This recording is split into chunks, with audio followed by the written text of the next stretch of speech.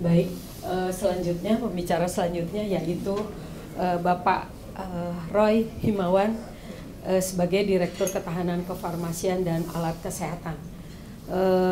Silahkan Pak, waktunya 20 menit apa 15 menit? Monggo, silahkan Pak. Oke, baik, makasih banyak. Selamat sore, salam sejahtera untuk kita semua. Yang kami hormati Bapak Ibu, praktisi, pemerhati di bidang klinik yang hadir pada sore hari ini. Kami yakin Bapak Ibu sehari-hari pasti sangat familiar ya dengan tata laksana, dengan instrumen, mesin, keunggulannya, kekurangannya gitu ya. Dari diskusi tadi kami ikuti awal, tentu kami mendapatkan pemahaman bahwa Bapak Ibu sudah sangat tahu persis apa sih yang dibutuhkan untuk operasional lebih baik di lab di tempat Bapak Ibu sekalian. Nah, pada sore hari ini kami ingin menambahkan satu insight saja kepada Bapak Ibu bahwa kesempatan yang kita miliki ini nggak banyak. Kesempatan yang kita miliki untuk berkontribusi secara kolektif nggak banyak, dan untuk itu saya akan sediakan beberapa datanya. Saya mewakili Bu Dirjen yang tadi disampaikan di layar, setelah Pak Menteri adalah Ibu Rizka. Beliau ada Direktur Jenderal Kementerian Kesehatan. Saya bantu beliau untuk meningkatkan ketahanan kesehatan di Indonesia. Baik, ini adalah transformasi kesehatan yang tadi Pak Menteri sampaikan di videonya. Kenapa kita butuh itu? Karena Bapak Ibu, kita cuma punya waktu 13 tahun. 13 tahun ke depan untuk memastikan bahwa Indonesia nggak masuk ke kelompok negara-negara yang gagal memanfaatkan bonus demografinya. Sudah banyak negara-negara dunia yang sama kayak Indonesia, populasinya berkembang, pendapatannya meningkat, tapi mereka nggak bisa naik ke negara maju. Mereka terhenti di status negara berkembang, yang Bapak Ibu mungkin sudah dengar informasinya, middle income trap, karena mereka nggak bisa manfaatin bonus demografi ini. Kita akan masuk 13 tahun lagi, 2037. Nah, supaya bisa ke sana, yang utama adalah orang-orang kita harus sehat. Supaya mereka bisa sehat, maka pelayanan kesehatan harus tersedia dengan merata, berkualitas, dan terjangkau. Karena sekarang masih menjadi pemahaman umum bahwa yang bisa begitu hanya di Pulau Jawa. Yang bisa begitu hanya di pulau-pulau besar, belum sampai ke kabupaten kota yang ada di pelosok sana. Nah, ini yang kita harus sama-sama perbaiki dengan peran Bapak juga di praktisi, bagaimana agar seluruh masyarakat kita yang punya kesempatan naik menjadi negara maju, bisa kita sama-sama berdayakan dengan pelayanan kesehatan yang lebih terjangkau. Nah, kita juga melihat bahwa kalau kita petakan mulai dari daur hidup, dari masa kita di usia anak-anak, sampai dengan masa usia senior, harus diakui bahwa kita masih pada kuratif. Kita masih berat membiayai aspek-aspek pengobatan, belum aspek-aspek preventif promotif. Mungkin Bapak Ibu yang sudah pengalaman daripada saya baru 16 tahun bergabung Bapak Ibu di Kemenkes, jadi mohon maaf kalau bahasanya masih sangat awam. Tapi dari pengetahuan saya, kita masih berat untuk pendanaan obat, pendanaan vaksin, pendanaan terapi-terapi yang biayanya tinggi. Kita bisa di BPJS berapa biaya kanker dan stroke yang mendominasi pembiayaan kesehatan kita. Tapi masih jarang pembiayaan sifatnya preventif. Dan orang berpikir preventif itu hanya pada vaksin, hanya pada edukasi, tapi tidak pada pemeriksaan klinik ataupun screening. Sehingga dari situ Menteri Kesehatan, Pak Menteri tadi menjelaskan, kita punya transformasi kesehatan. Artinya, kita ingin merubah hal-hal tadi lebih baik lagi, sehingga bisa membantu orang-orang yang berpotensi membawa kita negara maju 13 tahun lagi mencapai tujuannya. Dengan cara kita perbaiki layanan primer, layanan rujukan, dan didukung oleh ketahanan kesehatan. Di dua ini Bapak Ibu sudah lihat progresnya, mungkin juga sudah merasakan sekarang Kementerian Kesehatan mendistribusikan banyak USG ke puskesmas. 8.400 puskesmas sudah masuk ke USG sudah masuk ke puskesmas untuk membantu para praktisi di sana mendeteksi gangguan kehamilan yang dialami oleh ibu-ibu hamil kita. Kita pun juga sudah meningkatkan cakupan vaksinasi rutin bagi Bapak Ibu yang punya anak perempuan usia kelas 5-6 SD mungkin sudah dapat menjadi manfaat vaksin HPV dari pemerintah, kita tambahkan vaksin HPV yang sebelumnya harus bayar, lumayan tuh biayanya bisa sampai 3 juta satu course-nya, karena 2 dosis ya kalau nggak salah. Nah itu kita udah berikan free untuk anak-anak gadis kita. Ini semata-mata untuk meningkatkan pelayanan primer supaya kita punya preventif lebih baik. Dirujukan juga demikian, kita juga sudah mendeploy alat kesehatan canggih masuk ke rumah sakit, sehingga pasien-pasien yang butuh pelayanan PET CT, kemudian CT scan, nggak harus datang ke Jakarta. Yang saya ketahui Bapak Ibu, kalau ada pasien terdiagnosa kanker dan mereka butuh diagnosa PET CT, mereka butuh waktu 6 bulan untuk datang ke Jakarta dan diperiksa di Darmais. Kan cuma Darmais yang punya PET CT itu. Masih pemerintah cuma 1 dan 2 lagi swasta. Kalau bisa bayar ya ke swasta, tapi kalau nggak bisa bayar nunggu 6 bulan. Nah untuk itu pemerintah mendeploy PET CT 25 PET CT sampai dengan tahun 2025 supaya teman-teman kita di Papua, di Sulawesi nggak harus datang ke Jakarta dan nunggu 6 bulan cuma untuk diagnosa PET CT. Nah, dalam Ibu sekalian, ada pada kapasitas primer ini, di mana pada primer kita juga akan tingkatkan screening. Screening yang sekarang masih menjadi barang mewah bagi masyarakat kita akan dibuat rutin sehingga semua orang punya kesempatan dapat hal yang sama melakukan screening sampai di level puskesmas. Nah, semua itu akan terhimpun dalam satu data, sehingga kemudian kita punya bayangan berapa sih penggunaannya di level Vaskes. Pengalaman kita di COVID-19 kan udah jelas ya, udah ngerasain semua kalau kita terdeteksi COVID, begitu lab PCR-nya masuk ke Kemkes, langsung ternotifikasi dan dapat pesan melalui WhatsApp. Bapak Ibu COVID nih, silakan konsultasi digital melalui platform ini, klik di sini. Kalau semua yang dilalui, butuh obat akan dikirim. Nah, itu adalah contoh yang mau kita kembangkan, supaya kemudian hari masyarakat kita begitu datang ke lab, masuk ke lab, dia periksa, langsung hasilnya masuk dalam satu sehat. Sehingga mungkin Bapak Ibu ada yang mungkin dihubungi oleh teman-teman digital transformation office kami untuk mensinkronisasi pengolahan data kesehatan di Bapak Ibu sekalian.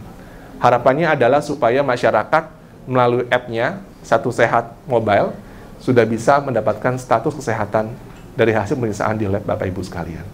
Nah ini yang kemudian menjadi visi kita ke depan supaya bisa membawa SDM-SDM tadi naik ke negara maju. Nah, untuk itu kita butuh alat kesehatan. Iya, kita butuh alat kesehatan di Indonesia. Kita butuh beberapa alat kesehatan mulai dari primer sampai sekunder. Cuma, in fact, faktanya, kita masih didominasi oleh produk impor. Demikian banyak yang mau kita berikan ke masyarakat, demikian banyak spending yang mau kita berikan untuk dorong masyarakat, tapi jatuhnya ke produk impor. Kalau di presiden sih sudah bilang betapa gobloknya bangsa ini gitu kan, pemerintah ini ketika dia memberikan APBN-nya untuk belanja impor.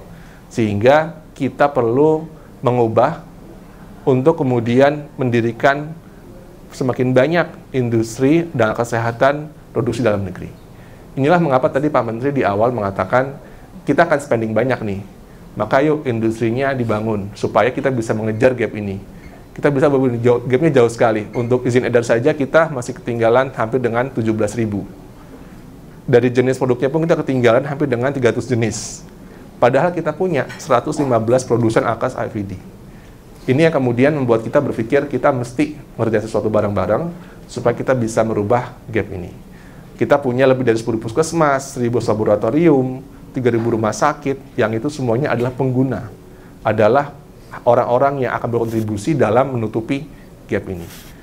Nah, untuk itu, yang sudah kita lakukan sama-sama, dan pemerintah sudah mengambil aksinya adalah bagaimana kami bekerjasama dengan 5 kepentingan ini, mendorong semakin banyak kesehatan diproduksi di Indonesia.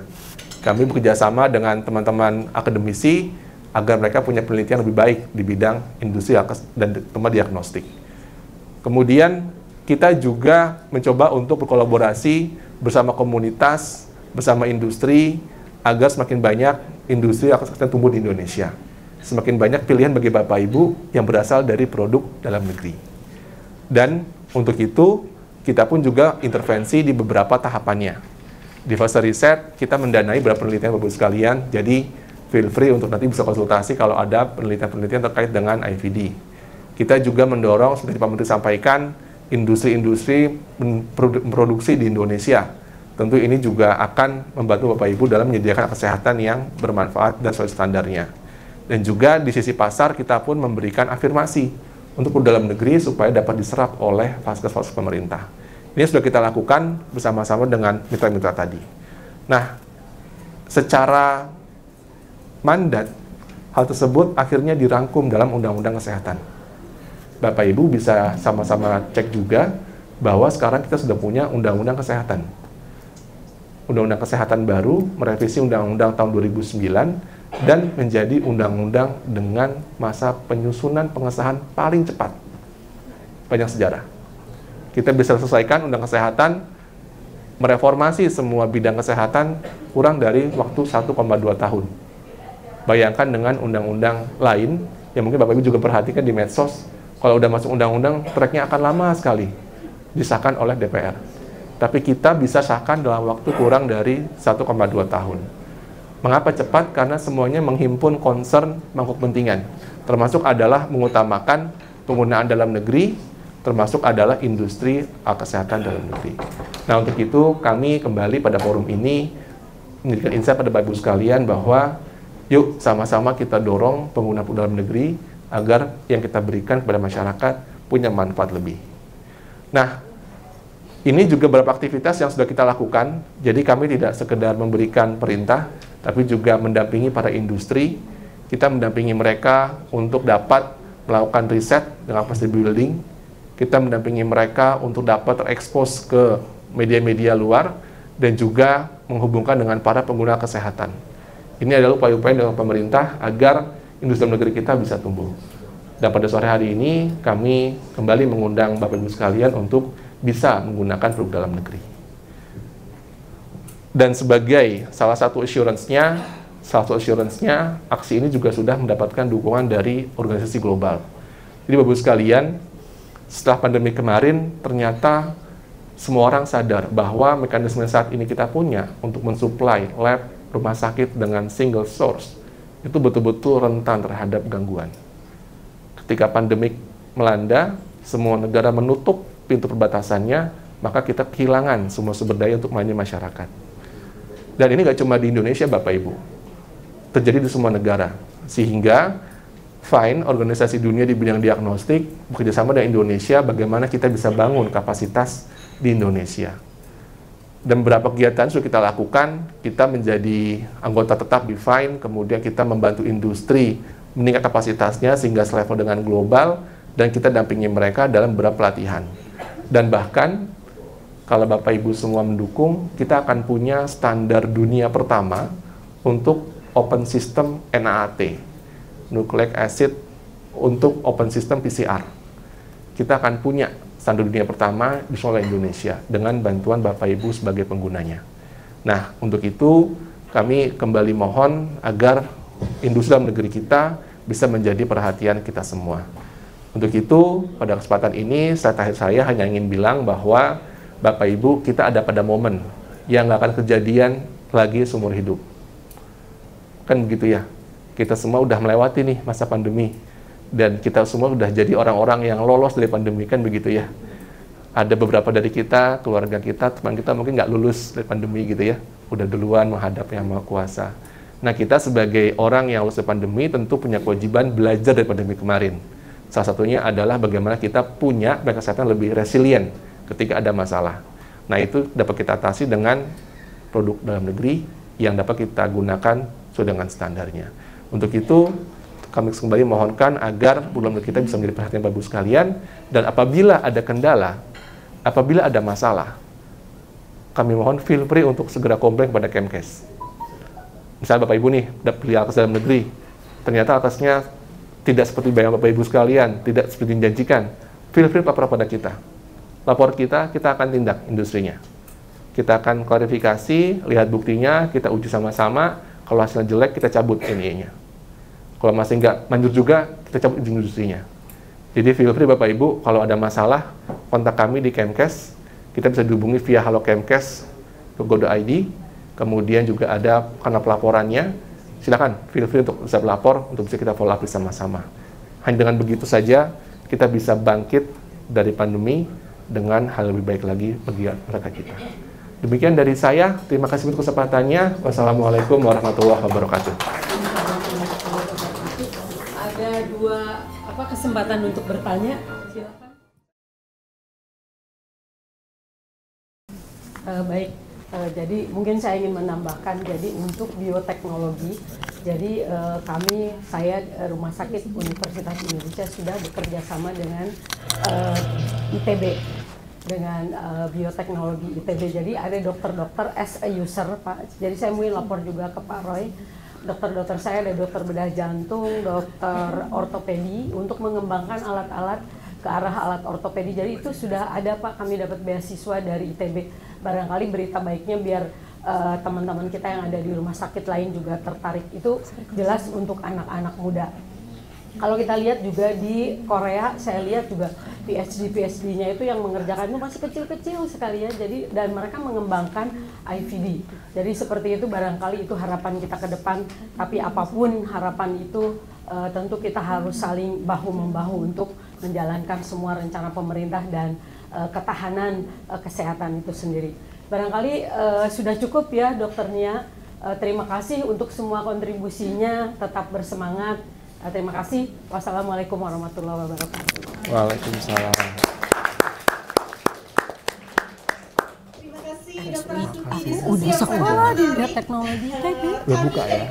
Jadi nanti dia dapat gelar MT dan S2 berarti.